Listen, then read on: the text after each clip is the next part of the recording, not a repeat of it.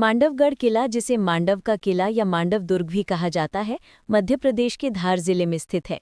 ये किला विंध्याचल की पहाड़ियों पर बसा हुआ है और अपनी ऐतिहासिक, सांस्कृतिक और स्थापत्य किला के लिए प्रसिद्ध है। मांडवगढ़ किले का इतिहास परमार वंश से जुड़ा हुआ है। 6वीं शताब्दी में यहाँ परमार राजाओं ने अपने शासन की शुरुआत की। बाद में ये किला दिल्ली सल्तनत और फिर मालवा सल्तनत के अधीन आ गया।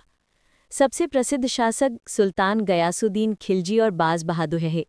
बाज बहादुर और उनकी रानी रूपमती की प्रेम कथा आज भी मांडवगढ़ किले को अमर कर देती है। किले के अंदर कई महल और भवन बने हुए हैं, जिनमें जहाज महल, हिंदोला महल, रूपमती महल और होशंग शाह का मकबरा सबसे प्रमुख हैं। जहाज महल 2 झीलों के बीच बना हुआ है, जो पानी में तैरते जहाज जैसा दिखाई देता है। रूपमती महल से नर्मदा नदी का सुंदर दृश्य दिखाई देता है। कहा जाता है कि रानी रूपमती रोज सुबह नर्मदा माता को प्रणाम किए बिना भोजन नहीं करती थीं।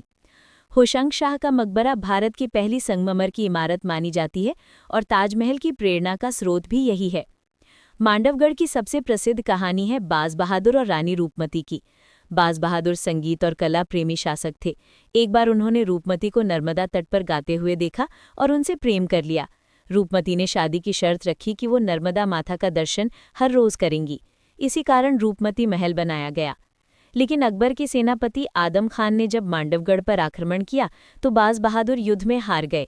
रूपमती ने आत्मसम्मान की रक्षा के लिए विषपान कर लिया। उनकी ये कहानी आज भी किले की दीवारों में गूंजती है।